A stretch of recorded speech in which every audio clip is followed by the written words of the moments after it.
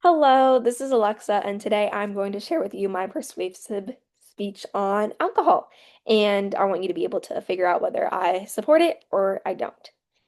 Um, so in today's society, we live in a culture where alcohol is not only accepted but celebrated or praised. From college parties to social settings, alcohol is portrayed as the key to fun or confidence or even connection.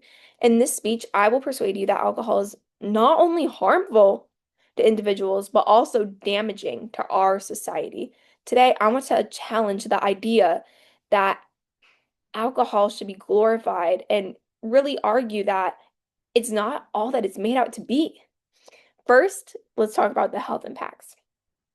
Drinking too much alcohol can seriously impair your health, whether it's one time you have a drink, or maybe you have a couple drinks in one sitting, or you have long-term chronic usage.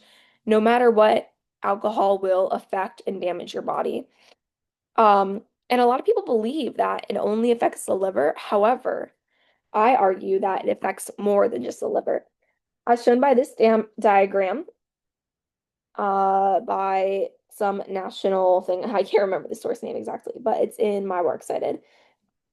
This is all the different organs in the body that are affected by alcohol, and then it also shows all the different diseases that you can contract from consuming too much alcohol. And also, even cancers are at the bottom: liver, colon, breast, oral cavity cancer, so mouth cancer, or rectum.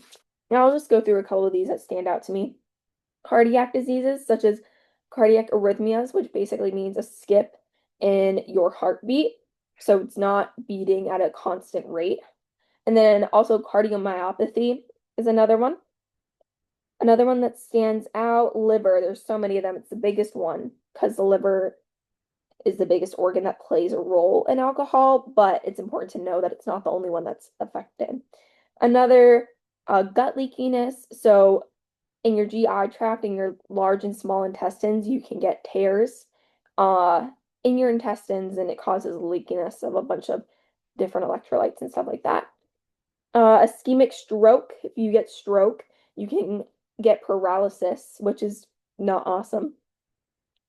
You can also get myopathy, which is of the muscle, and there's a bunch of other stuff here that I could go over, but my picture is also in the PDF. So, going off of that, alcohol doesn't just affect the liver, it affects a bunch of different areas of your body. It's important to know those different areas and effects it can have because I think a lot of times the seriousness of alcohol is underestimated. Additionally, alcohol lowers your dopamine. So, what this means is alcohol, when you drink it, it gives you a boost in dopamine, causing your body to increase its reuptake of dopamine. This sets your baseline dopamine of your body, so your natural dopamine level, to decrease to compensate for the increase of dopamine that the alcohol is giving you.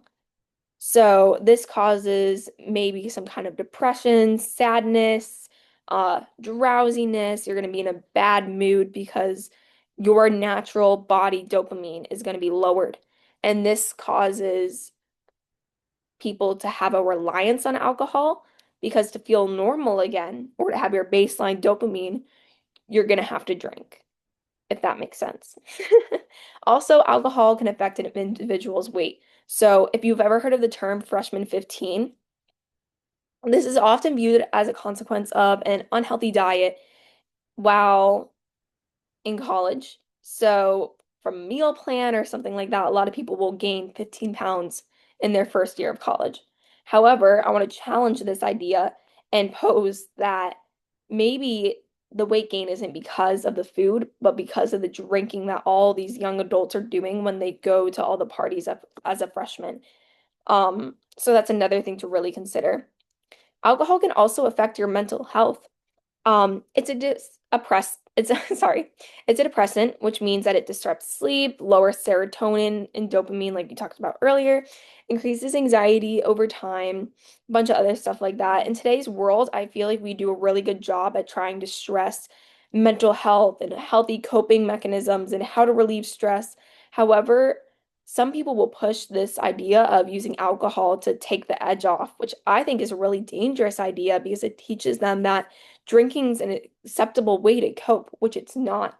And also, it really does no good for you in the end because it's a short-term buzz with long-term harm, such as the different parts of the body that could be damaged that we talked about earlier. Additionally, a lot of people argue that drinking is a personal choice. However, I argue that it rarely remains personal.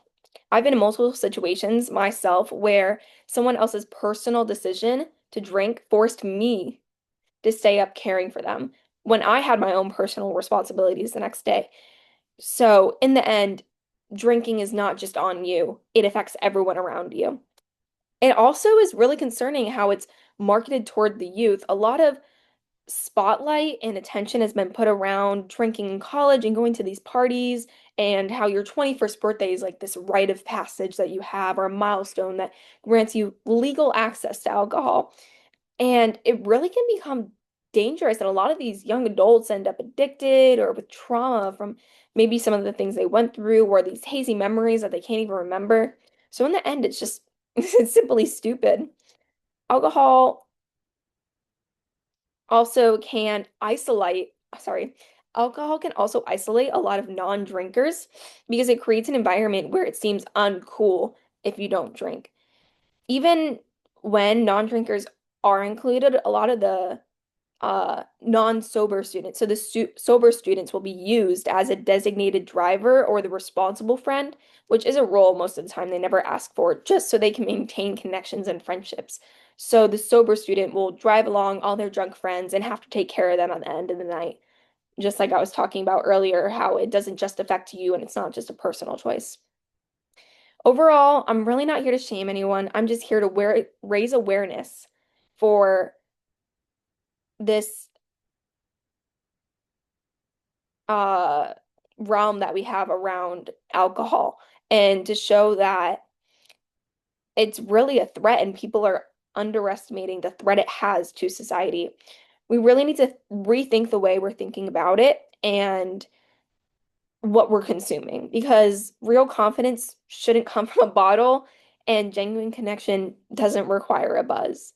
Instead of turning to alcohol, we need to teach and demonstrate and show the younger generation that it's okay to have healthy and fulfilling ways to have fun rather than wasting your Sunday or Saturday with a hangover and a pounding headache. Imagine the different ways you could be spending your time more productively, like going to church, having hobbies, exercising, building connections, going to the beach, or simply enjoying a life with a clear mind.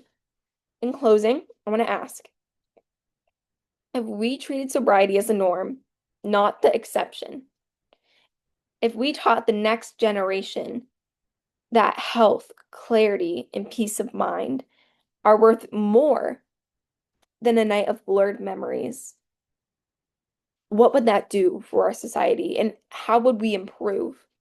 It's time to stop raising our glasses and to start raising awareness. Thank you.